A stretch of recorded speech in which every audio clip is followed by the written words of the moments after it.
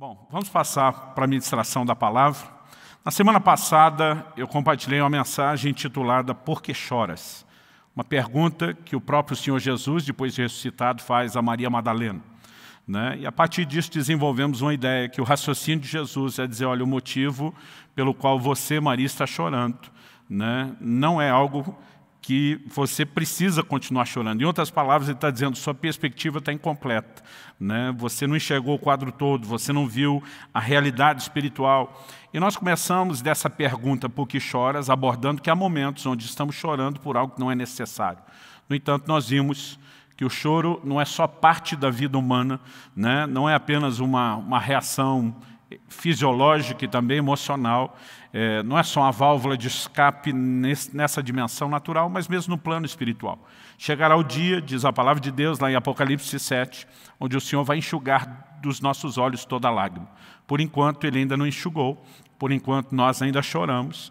Jesus, enquanto homem, chorou, e chorou numa situação que, se você analisar de forma fria, nem precisava chorar, porque ele sabia que iria ressuscitar seu amigo Lázaro. Mas, como eu vi naquela fase de adolescência, uma vez um pregador dizer, parece que ele se reservou ao direito de dar uma boa chorada. Alguns acreditam que ele tenha se identificado com a dor do pecado, daquilo que nós enfrentamos como humanidade, que são as consequências do pecado, um mundo que ainda não está totalmente redimido, mas o fato é que o choro faz parte da nossa caminhada. E na semana passada nós começamos aqui um esforço de tentar definir ou estabelecer, se é que a gente pode chamar assim, uma teologia equilibrada e abrangente a respeito do choro. Depois de abordar como primeiro tópico essa questão do choro sem motivo, nós falamos de momentos onde a palavra de Deus mostra que nós devemos chorar. Tiago, por exemplo, diz, lamentai e chorai, converta-se o vosso riso em pranto. Há momentos, principalmente, como o contexto do que Tiago fala de arrependimento, onde a Bíblia nos instrui a chorar. A orientação bíblica de chorar com os que choram está tão de pé quanto aquela de alegrai com os que se alegram. Então, nós começamos a trabalhar outras perspectivas, que é o choro com a motivação correta. É aquele que pode trazer intervenção da parte de Deus. Segundo Reis, capítulo 20, verso 5, nos mostra Isaías trazendo uma mensagem da parte de Deus para o rei Ezequias, dizendo, eu vi as tuas lágrimas e ouvi a sua oração. Isso não significa que a lágrima em si mesma seja algo que tem um poder transformador. Porque há momentos na Bíblia onde nós vemos gente chorando e Deus dizendo, eu não estou dando a mínima para as suas lágrimas. Malaquias 2,13 é uma prova. O Senhor diz, vocês cobrem o meu altar com choro, com lágrimas. O Senhor diz, eu não vou atentar nem para vocês e nem para a sua oferta. Isso significa que o poder de intervenção não está na lágrima, está naquilo que nos leva a chorar. Está na motivação por trás. Então a Bíblia fala, por exemplo, de Esaú, que buscou arrependimento com lágrimas, mas não encontrou. Isso significa que o choro dele era remorso e não arrependimento. Então esse é o terceiro tipo de choro. O primeiro que nós abordamos semana passada foi o choro sem motivo. Há uma situação já mudada no reino espiritual e Deus quer que você entenda. Aí vimos o choro com motivo, onde seja a nossa própria dor, uma necessidade que nos leva a chorar e atrai intervenções de Deus. Mas nós vimos o choro com a motivação errada. Esse não produz nenhum resultado, não traz intervenção de Deus e não muda absolutamente nada. Isso que nós conversamos semana passada foi uma base importante para que eu pudesse compartilhar o que vou compartilhar hoje. Porque se a gente não fizer essa distinção do tipo de choro, da motivação do choro, aquilo que eu vou compartilhar hoje não pode ser aplicado de uma forma generalizada para todo mundo. Então, eu estou numa espécie, não é necessariamente uma série, mas no mínimo a gente vai chamar aqui de uma trilogia. Eu quero compartilhar uma mensagem hoje dentro da mesma linha, e se Deus permitir, nós vamos fechar essa trilogia na semana que vem. Abra sua Bíblia, por favor, no livro de Salmos, no capítulo 56. Nós vamos inicialmente ler o versículo 8, mas eu quero que você deixe esse salmo aberto, porque daqui a pouquinho nós vamos percorrer ele todo, os versículos anteriores e posteriores a esse versículo 8, que o versículo 8 vai definir o nosso trilho, onde nós vamos trabalhar aqui a nossa reflexão, mas o restante do salmo vai nos ajudar a entender o contexto depois. Então vamos lá, Salmo 56, 8. Diz assim, contaste os meus passos quando sofri perseguições. Recolhe as minhas lágrimas no teu odre. Não estão elas inscritas no teu livro? Deixe sua Bíblia aberta, por favor. Pai Santo, nós declaramos a nossa confiança e dependência no Senhor, na ação do Teu Espírito, na manifestação da Tua graça. E o nosso posicionamento em fé diante de Ti é para clamar mais do que entendimento, mais do que encorajamento ou correção. É para clamar, ó Deus, que a Tua palavra penetre em níveis profundos no nosso íntimo. Não apenas com a revelação, mas com a aplicação do Teu Espírito.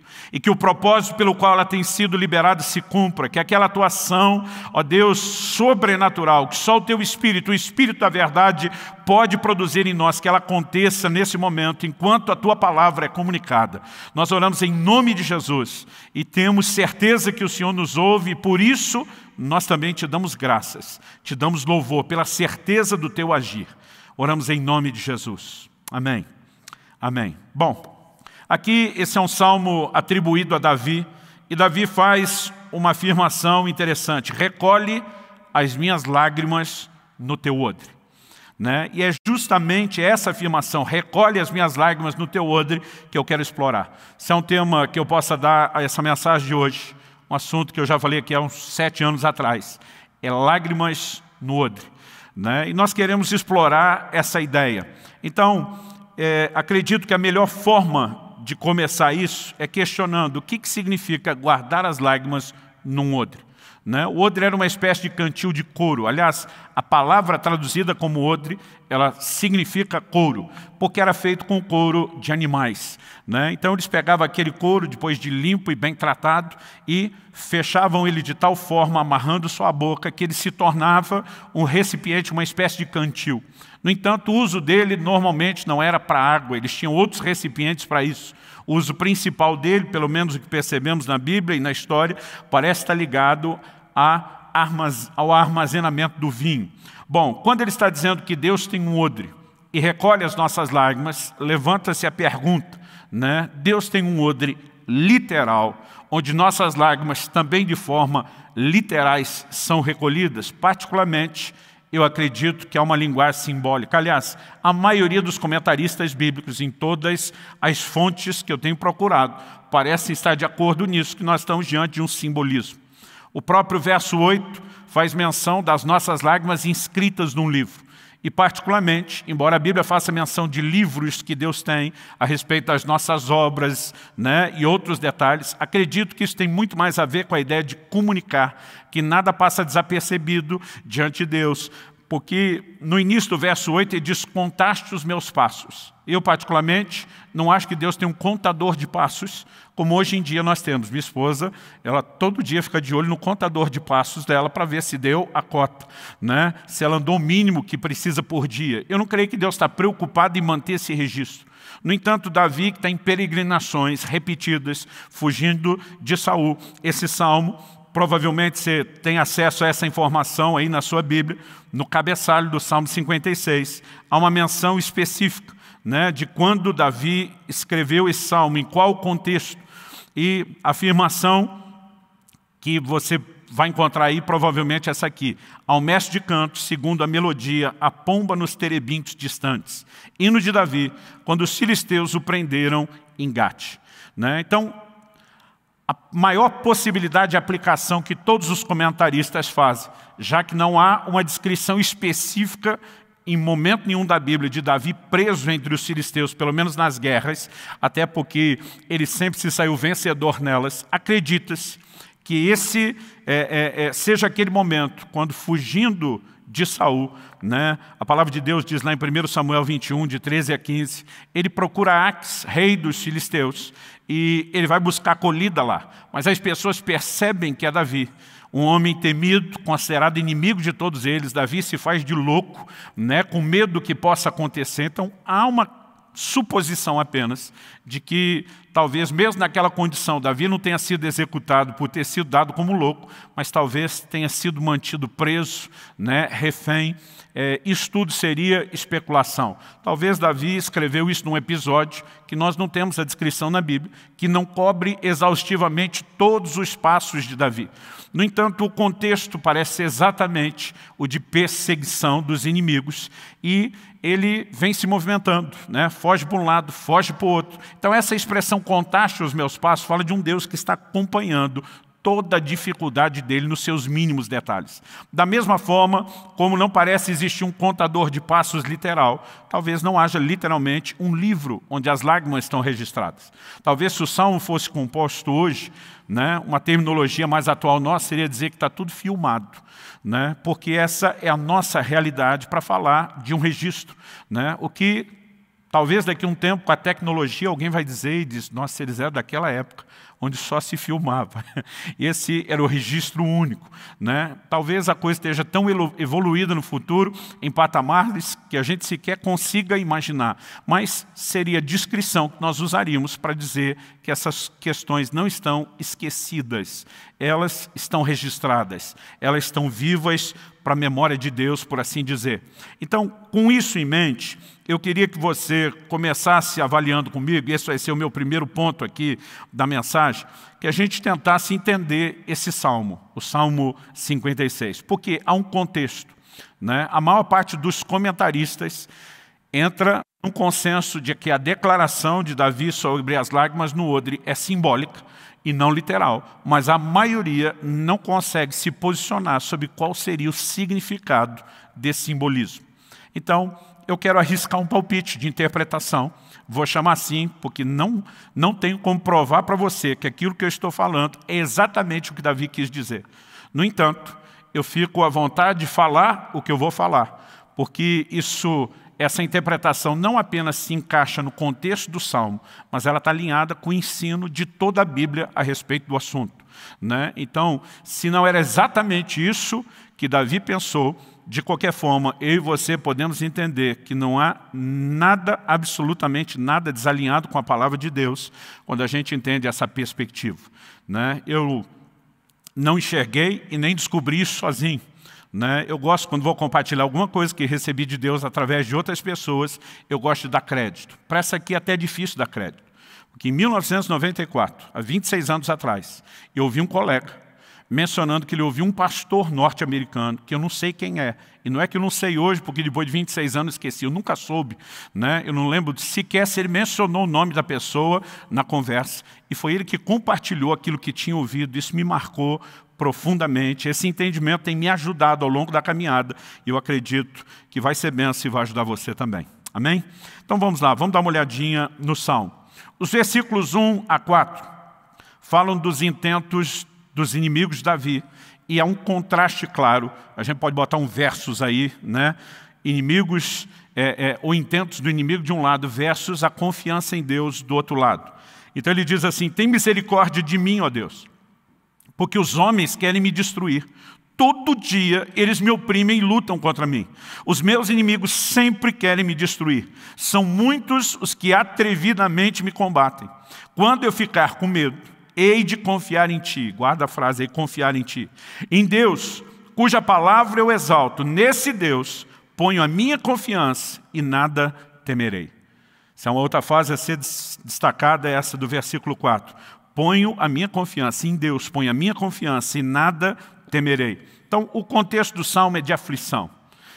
Davi havia sido preso pelos filisteus, né? Ele vai repetir esse contexto de aflição, de lutas várias vezes. Aqui, nos versículos 1 a 4, ele está falando dos intentos do inimigo.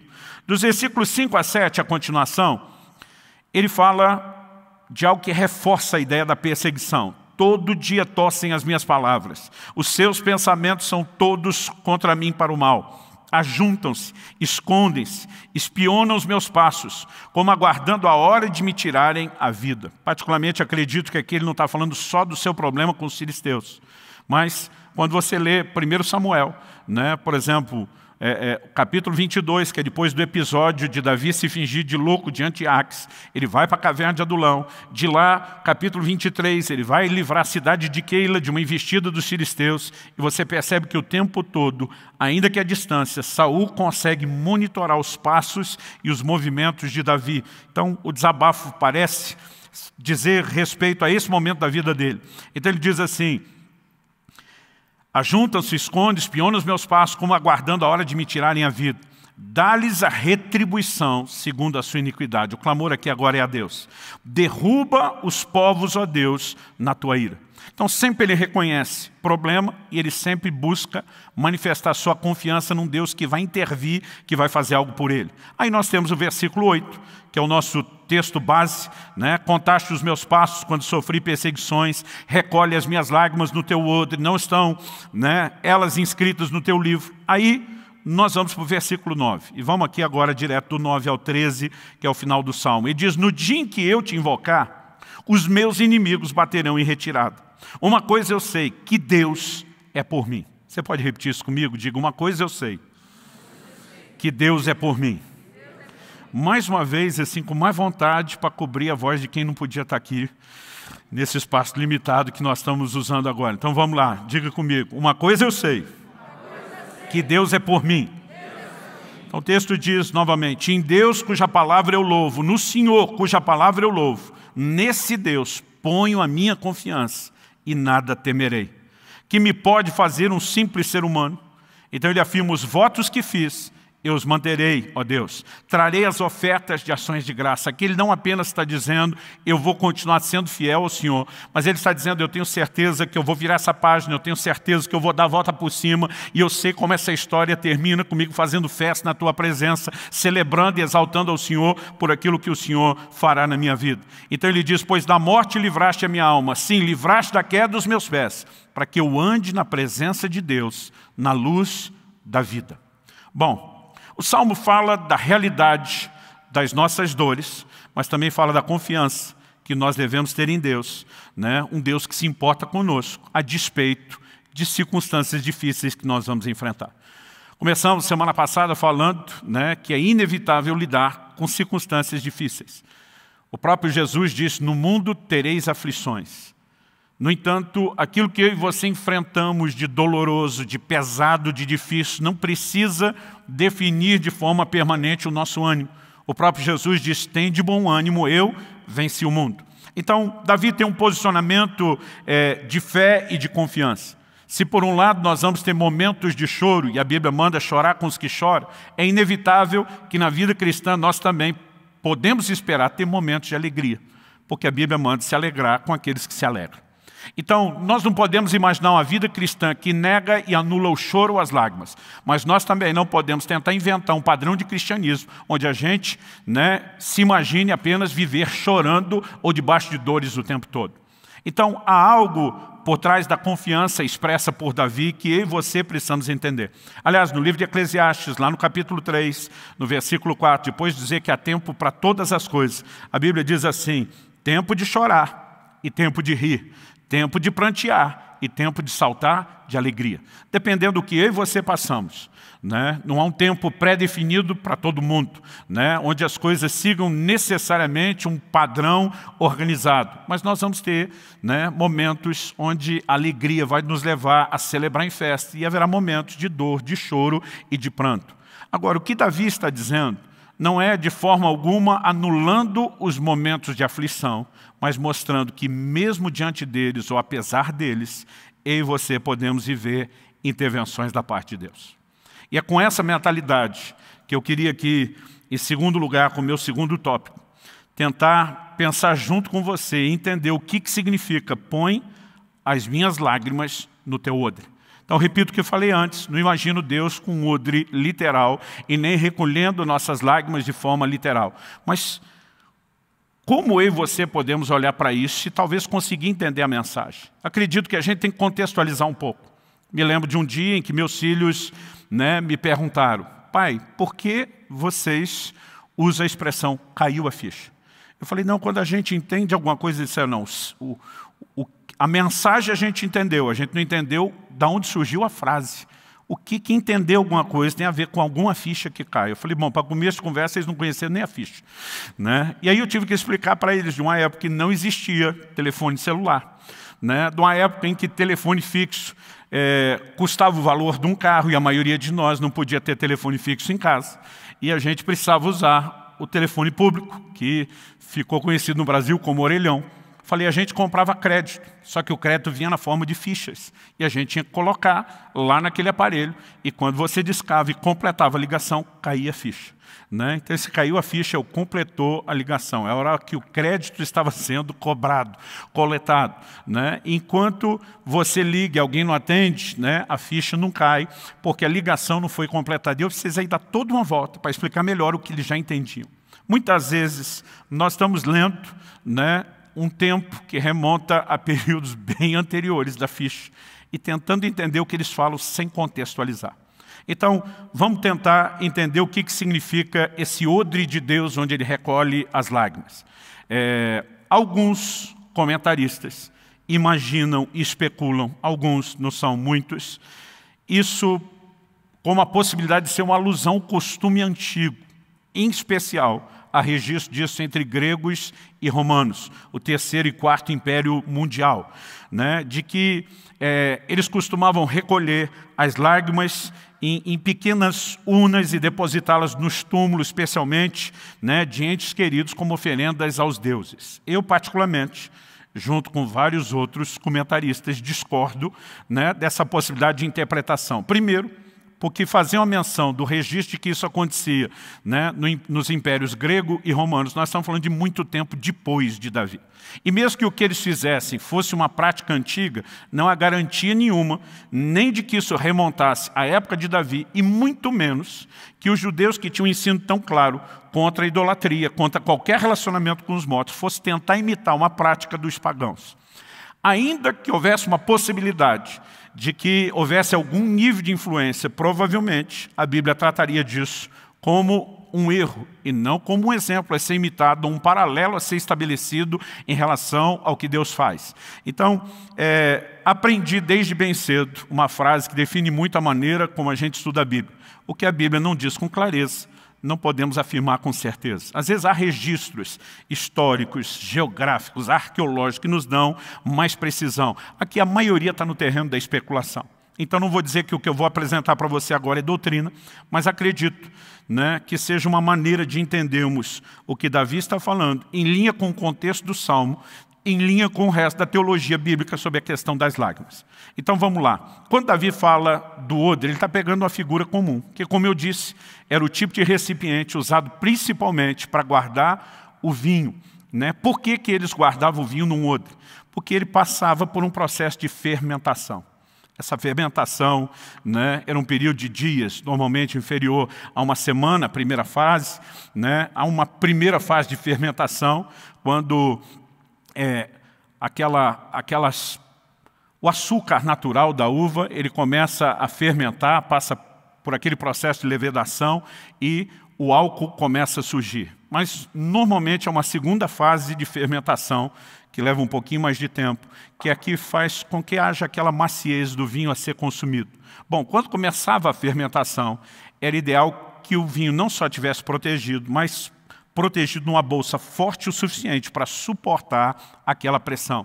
Então eles usavam o odre lacrado, né, muito mais no contexto do vinho do que talvez de qualquer outro tipo, né, de líquidos. A Bíblia vai mostrar a gente usando vários tipos de recipiente, por exemplo, para água, mas o vinho normalmente aparece no contexto do odre. Então, o que era o vinho? E aqui eu vou tomar emprestado esse exemplo dado na mensagem do americano, que eu não sei quem é, né, citado para mim por um amigo há 26 anos atrás. O paralelo que ele tenta estabelecer, tentando não apenas se aculturar, mas se manter dentro da visão do Salmo e do restante da Bíblia, é o seguinte: já que o odre era um cantil de couro, normalmente usado para armazenar não só quaisquer líquidos, em Marcos 2:22, Jesus relaciona o odre com o vinho e o vinho com o odre, ele começa a trabalhar o seguinte questionamento: o que é o vinho? O vinho é o líquido resultante do esmagar das uvas. As uvas normalmente eram levadas para o lagar, pisadas, né? E desse esmagar, dessa prensa, é que saía o líquido do vinho. No Velho Testamento, talvez você vai encontrar na versão da Bíblia que você usa as expressões mosto, além de vinho. Mosto é o suco da uva, ainda não fermentado. Vinho, no Velho Testamento, é o suco já fermentado, com teor alcoólico, ainda que natural. O Novo Testamento, que foi escrito no grego, não tem palavras específicas para distinguir.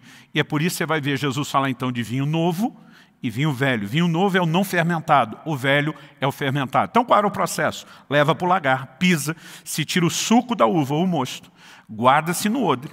E dentro do odre, esse líquido que era o fruto do esmagar das uvas passava por um processo de fermentação ou transformação de suco em vinho. Então ele estabelece um paralelo, esse pregador, dizendo que da mesma forma como o vinho é o fruto do esmagar das uvas, né? É o líquido que é o fruto do esmagar das uvas, as lágrimas podem ser vistas, em especial no contexto dos Salmos, como fruto do esmagar das aflições. Da mesma maneira como eles guardavam o fruto do esmagar das uvas num odre, para que houvesse uma transformação daquilo num elemento distinto, o que ele estaria sugerindo é que Deus tem o poder de transformar as nossas lágrimas, fruto do esmagar das aflições, em algo completamente diferente. E é aqui que eu quero entrar com uma mensagem que é indiscutivelmente bíblica, né? Recorrentemente, a palavra de Deus fala sobre um Deus que transforma a tristeza em alegria.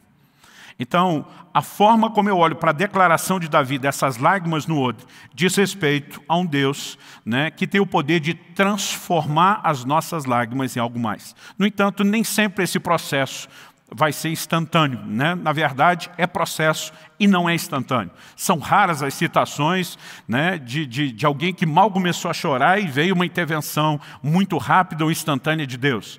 Muitas vezes nós vamos passar pelo processo da dor, das aflições, do choro, mas isso não precisa roubar a minha e a sua esperança. Eu e você podemos estar num lugar em Deus, onde nós temos a certeza de que haverá intervenção e de que haverá mudança. Quem está entendendo, diga amém. Agora, vou repetir mais uma vez. Apesar de não poder comprovar que a intenção de Davi era dizer e comunicar exatamente isso, nós entendemos que essa figura se alinha com declarações da Bíblia. Então, sem tentar ser exaustivo, sem tentar me estender demais, eu queria te dar alguns exemplos bíblicos. O primeiro deles, Jeremias 31, versículo 13. Eu vou começar no 13, mas os dois versículos anteriores, o 11 e o 12, né, mostram uma mensagem de Deus falando de redenção e livramento da parte do Senhor em prol do seu povo. E aí no verso 13 a mensagem é assim: então a virgem se alegrará na dança, juntamente com os jovens e os velhos. Transformarei o seu pranto em júbilo e os consolarei. Eu lhes darei alegria em vez de tristeza. Se você pega só a segunda frase, eu vou dar alegria em vez de tristeza, parece ser só uma troca. Mas a primeira afirmação é: eu vou transformar o seu pranto em júbilo.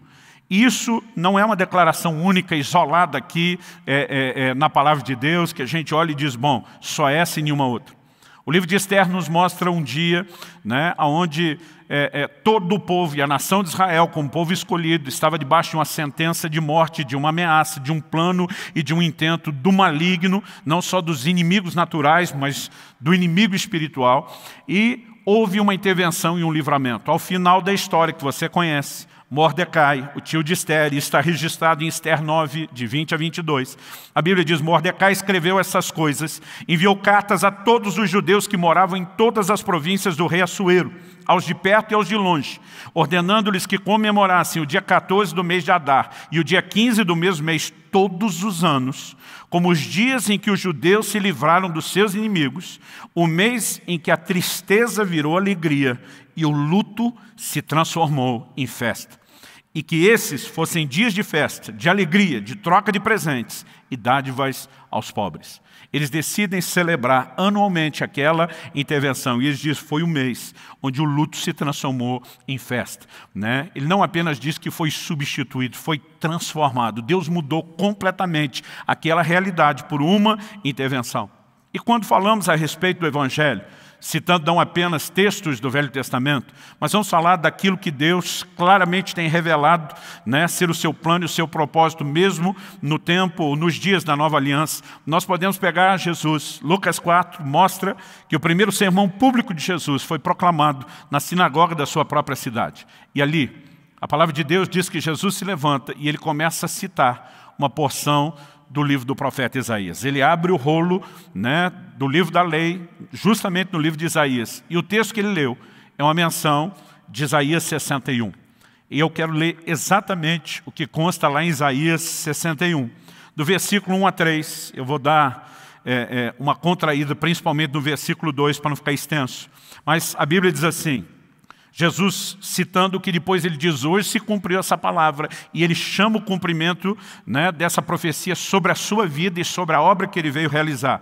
Ele diz, o Espírito do Senhor Deus está sobre mim, porque o Senhor me ungiu para pregar boas novas aos pobres, enviou-me a curar os quebrantados de coração, a consolar todos os que choram, ele diz no versículo 2, né? Essa ênfase do quebrantar de coração, está falando de gente machucada e ferida por dentro.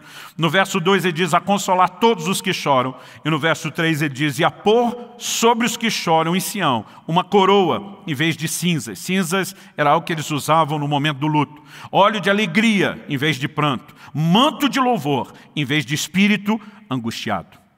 Então o Senhor Jesus, agora falando a respeito do que ele vem fazer e do que o Evangelho proporcionaria, ele diz, ele não está negando que mais de 700 anos antes, Isaías foi um instrumento de Deus para comunicar consolo para a nação de Israel num tempo específico, mas ele chama isso como uma palavra profética que se cumpre sobre ele e que diz respeito ao que Cristo, por meio do Evangelho, veio liberar para a humanidade.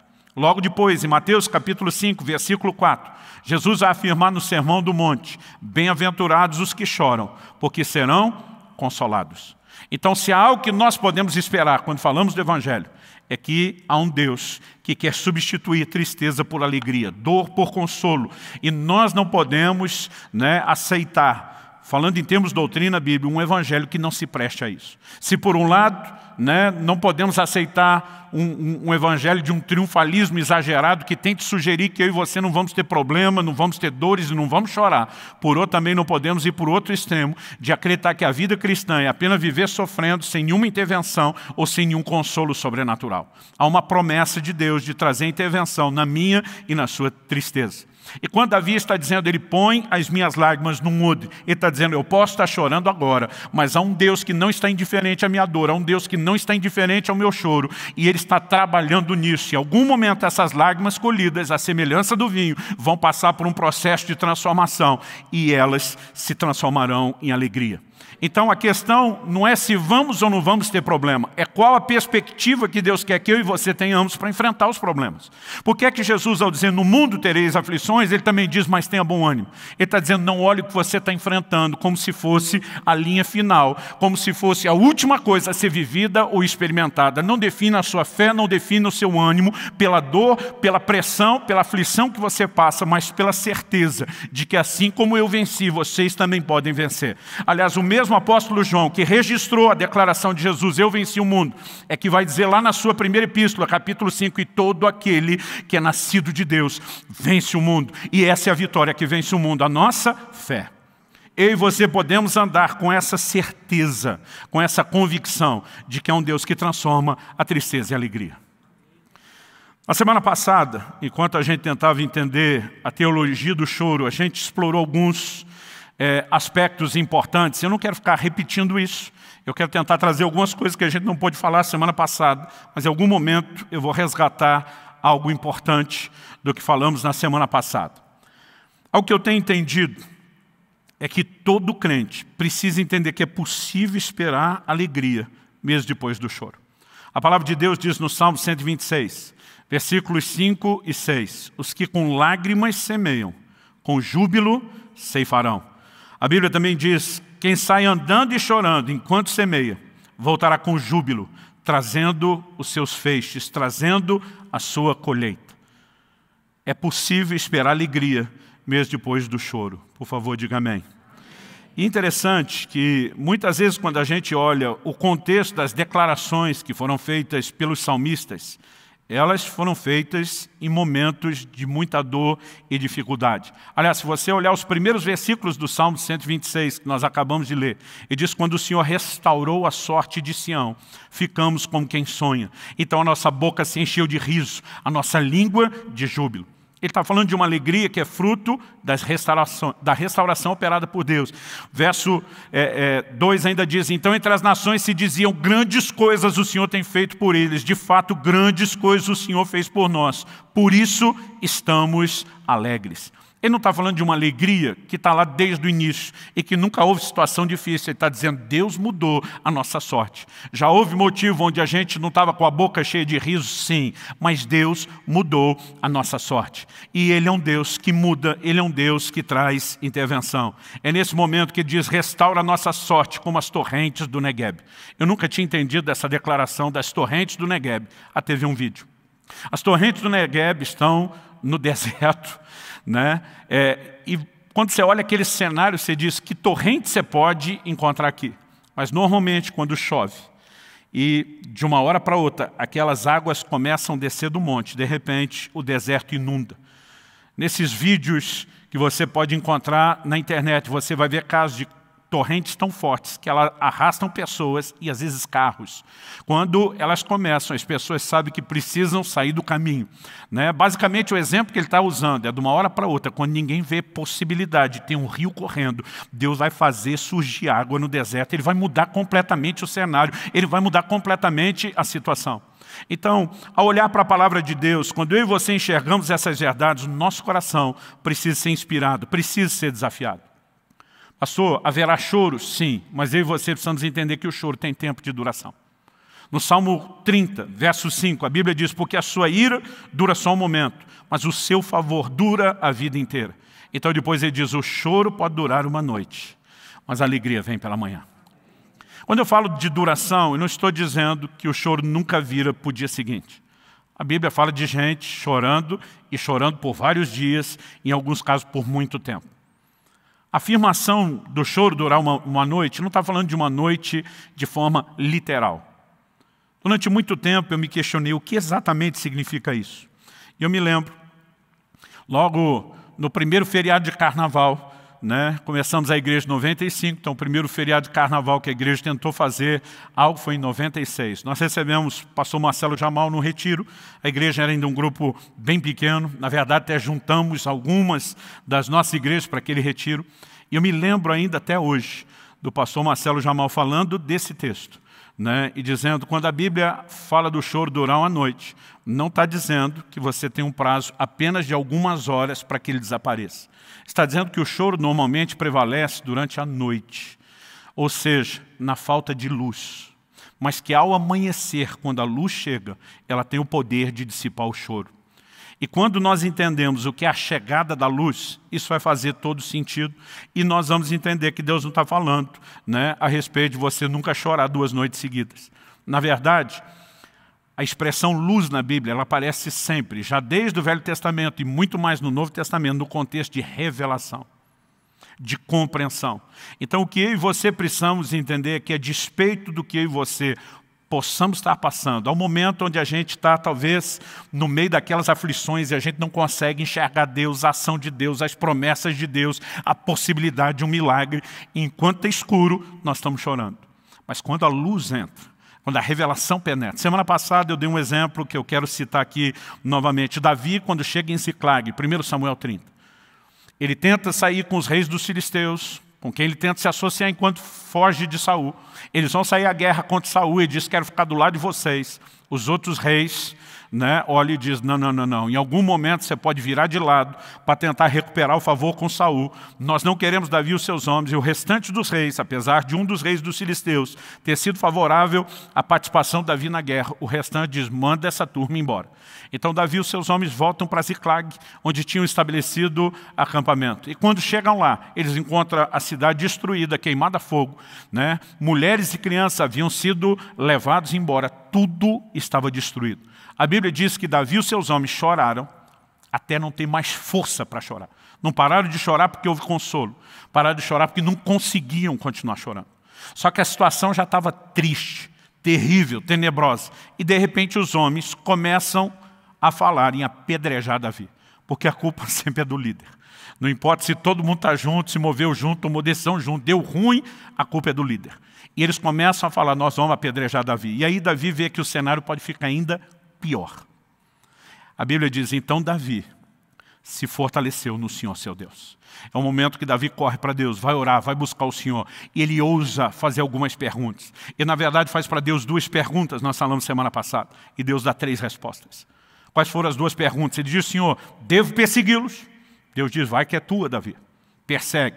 A segunda pergunta dele, eu vou alcançá-los?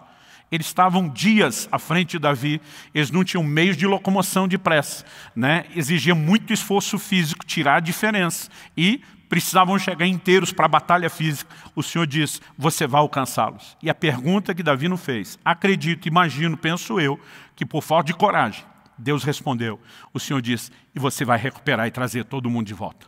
Né? Talvez a terceira pergunta não foi feita porque havia aquele temor. Tá, e daí? Eu encontro a turma e só vou me vingar ou vou recuperar o que nós perdemos?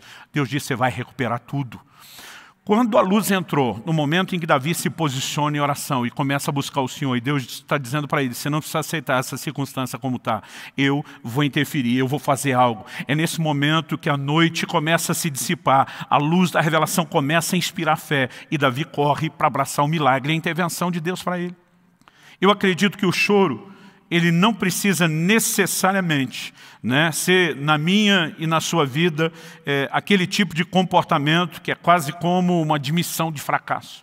Muitas vezes é a admissão da nossa limitação, da nossa impotência, da nossa incapacidade. A Bíblia diz que Ana chorava diante de Deus pelo filho que ela não podia ter. E Deus interviu. Falamos semana passada de Ezequias, para quem Deus diz, eu vi as tuas lágrimas, eu vou te curar, você vai subir ao templo no 3º dia. Então, nós precisamos entender que o choro não precisa ser necessariamente uma conformação com a derrota. Na maioria das vezes, ele é uma admissão da nossa limitação, da nossa incapacidade. Ele é uma válvula de escape, tanto emocional como espiritual, não só física, fisiológica, mas as lágrimas podem provocar mudanças. Por favor, diga amém. O choro, se tiver a motivação correta, né, que nos leva a depender de Deus, a buscar o Senhor, ele vai produzir mudança. Só que na semana passada, a gente mencionou 2 tipos de mudança que o choro pode produzir.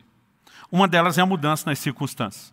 O que eu acabei de mencionar, da palavra que Deus envia Isaías para dar para Ezequias. Ele já tinha dado um decreto de morte, já tinha saído do palácio.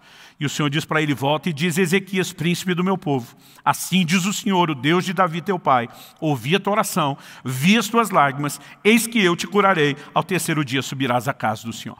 Muitas vezes as nossas lágrimas vão provocar mudança nas circunstâncias.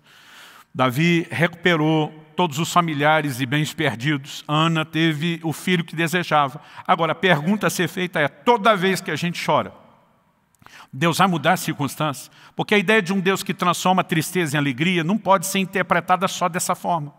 Porque nem sempre as circunstâncias vão ser mudadas. Muitas vezes você vai encontrar na própria Bíblia, e na nossa história isso se repete, o choro que vem em função do luto, da perda de alguém. Pastor, Deus pode ressuscitar? Pode. E de vez em quando vai acontecer, mas não vai acontecer com todo mundo que morre.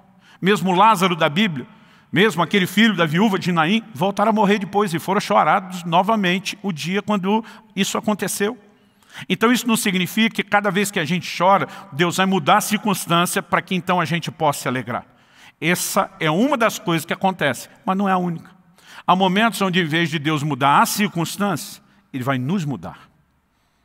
E isso é algo que eu e você precisamos entender. Hebreus, capítulo 5, dos versículos 7 a 9, nos dá um exemplo a respeito de Jesus.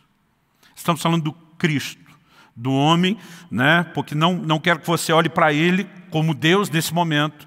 Quando a Bíblia diz que Jesus chorou, que Jesus teve sede, que Jesus se cansou, está falando da sua humanidade. E aqui o texto diz assim, Ele, Jesus, nos dias da sua carne, tendo oferecido com forte clamor e lágrimas, orações e súplicas a quem o podia livrar da morte. Deixa eu fazer uma pausa aqui.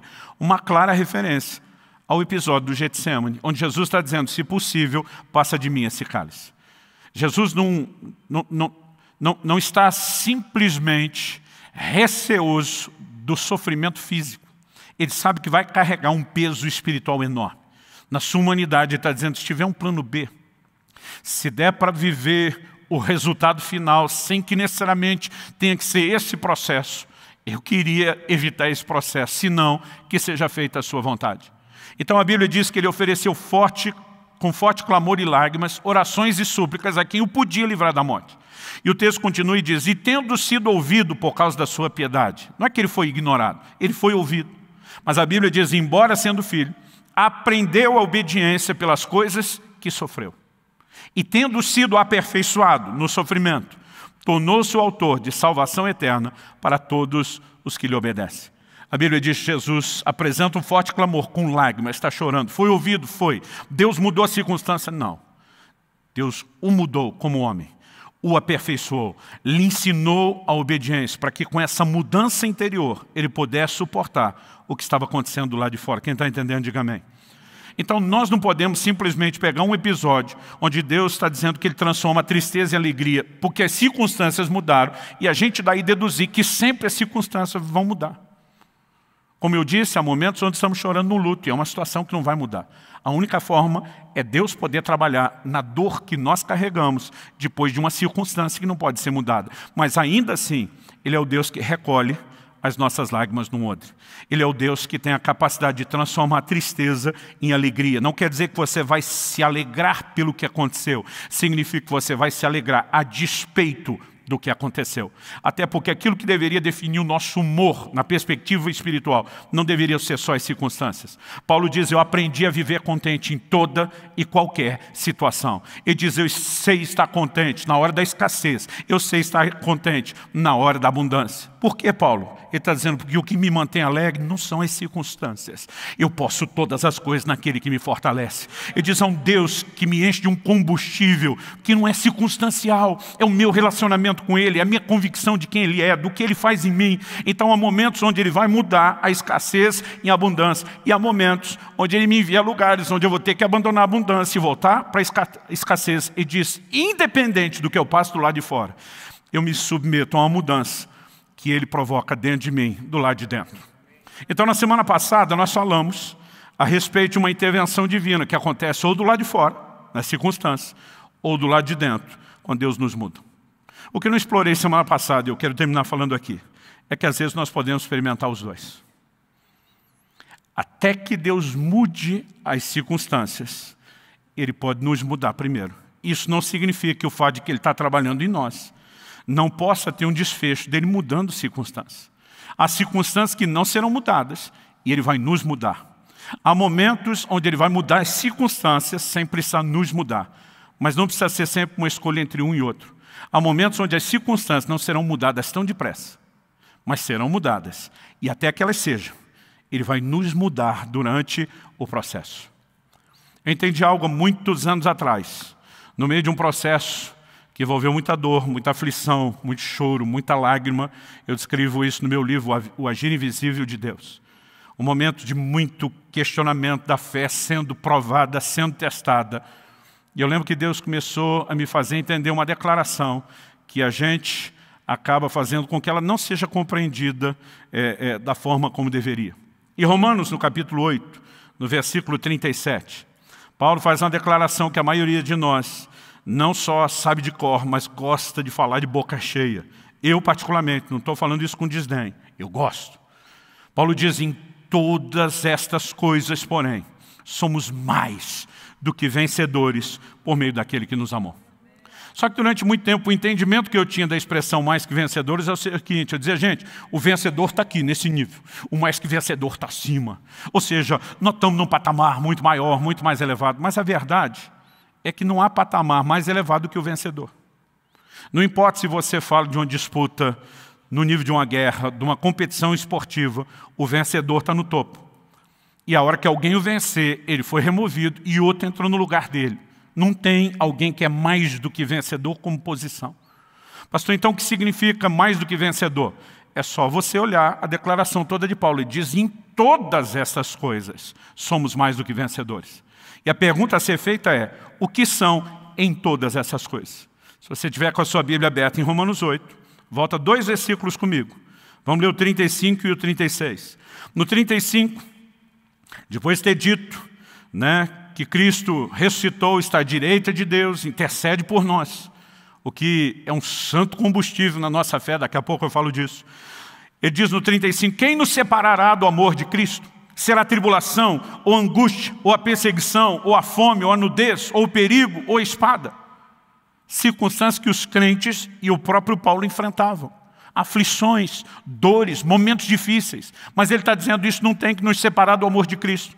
Ele diz no verso 36, como está escrito, por amor de ti, somos entregues à morte continuamente. Fomos considerados como ovelhas para o matadouro. Em outras palavras, Deus está usando todas essas circunstâncias.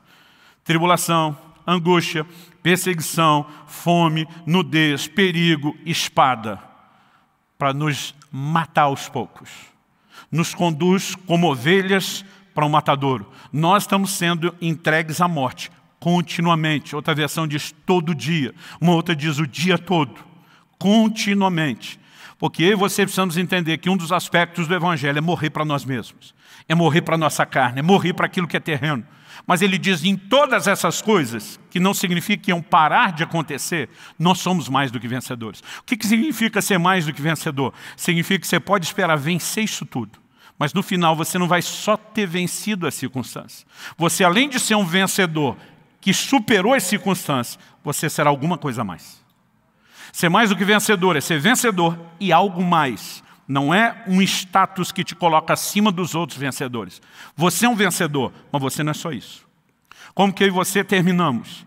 É aqui que nós precisamos entender o resultado do tratamento de Deus no meio de circunstâncias que nós passamos. Quando os amigos de Daniel, Ananias, Misael e Azarias, eu gosto sempre de chamá-los pelo nome que eles tinham, em vez de só dizer o nome que o rei da Babilônia deu, Sadraque, Mesaque e Abednego.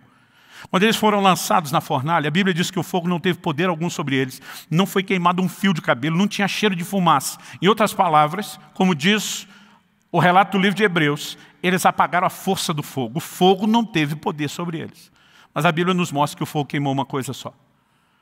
No capítulo 3 do livro de Daniel, nos versículos 24 e 25, nós temos o rei olhando para os 3 lançados na fornalha e perguntando para aquela turma que está em volta, nós não lançamos 3 homens amarrados na fornalha? Ele diz, é verdade, rei.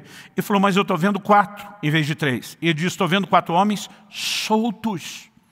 Isso significa o quê? Que a única coisa que o fogo teve o poder de queimar eram as amarras que os prendiam. O que você podemos esperar é que no final da aflição, Deus não só mude as circunstâncias, mas Ele nos mude. Ele vai permitir que as circunstâncias tenham efeito para destruir uma única coisa. Não é destruir a mim e a você, mas é destruir aquilo que nos prende, aquilo que nos amarra, e nós vamos sair dessa melhor do que entramos. Em Lucas capítulo 22, nós temos uma conversa de Jesus com Pedro, muito semelhante. Aliás, uma conversa que eu classificaria no nível sinistra. Jesus olha para o Pedro e diz, Pedro, Satanás pediu para peneirar vocês como se peneira o trigo. Alguns crentes hoje já estariam dizendo para o próprio Jesus, cruz credo. Eu fico imaginando, pelo menos no lugar de Pedro, que uma das primeiras coisas que talvez eu ia querer falar é, mas o Senhor não deu moral para o miserável não, né?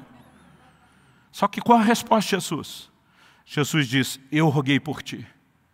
Eu fico me imaginando no lugar do Pedro, então não vai acontecer nada, não vai acontecer nada, ele já me protegeu, ele já me defendeu. Mas Jesus diz assim, eu roguei por ti, para que a tua fé não desfaleça. O que é que Jesus está dizendo? A peneira vai comer solta, Pedro. Agora, isso não significa que eu estou te abandonando.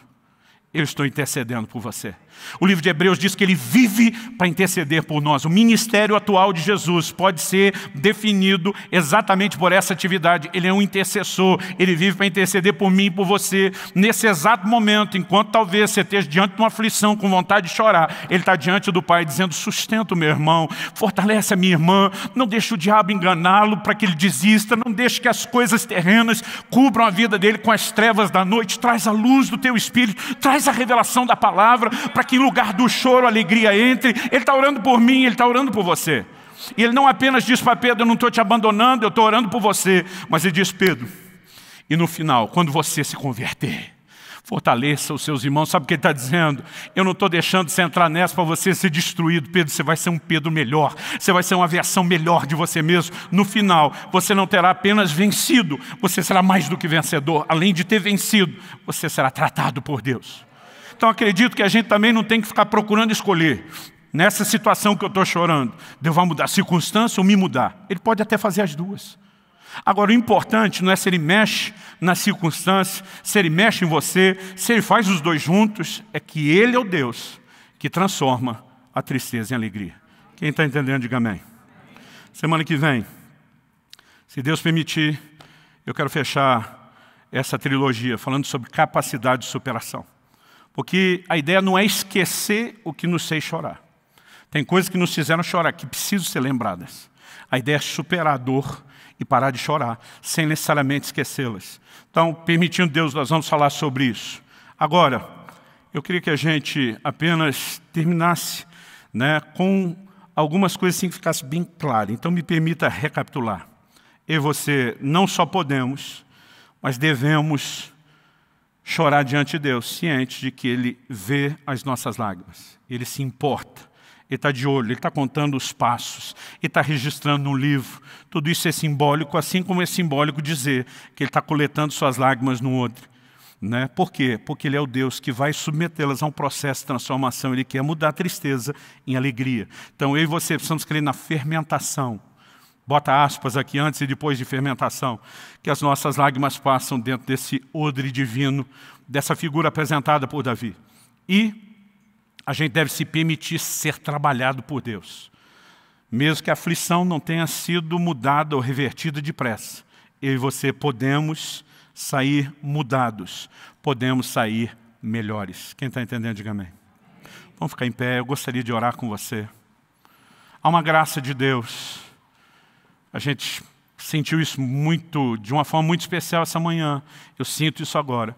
Há uma graça de Deus sobre nós. Eu tenho certeza, uma vez que no reino espiritual não há distância, que Deus não está limitado a esse lugar e que o Espírito Santo está fazendo algo aí onde você, que nos acompanha pela internet, está. Não importa se você está assistindo agora ao vivo ou vai assistir essa palavra gravada depois. Eu creio num fôlego de vida, num vento fresco da parte do Senhor soprando sobre a sua vida. Talvez alguns de vocês hoje estão ouvindo apenas uma informação e uma orientação que pode te ajudar em algum momento futuro. Talvez você não esteja chorando agora. Talvez você possa até se lembrar de momentos que chorou. Possa reconhecer que na sua história e na sua caminhada Deus mudou as circunstâncias, ou mudou você, ou fez os dois. Mas talvez essa não seja uma hora de você estar chorando. E é lógico que o que você ouviu não é desperdiçado. Porque em algum momento, quando você estiver enfrentando uma situação dessas, do esmagar das aflições, que faz com que as lágrimas venham, você vai lembrar daquilo que você ouviu. Jesus disse que o Espírito Santo lembraria os seus discípulos daquilo que ele estava dizendo. E não apenas nos faz recordar a palavra que eu e você lemos. É impressionante como em horas de necessidade de versículos que a gente nem lembrava que a gente lembrava, eles vêm à tona.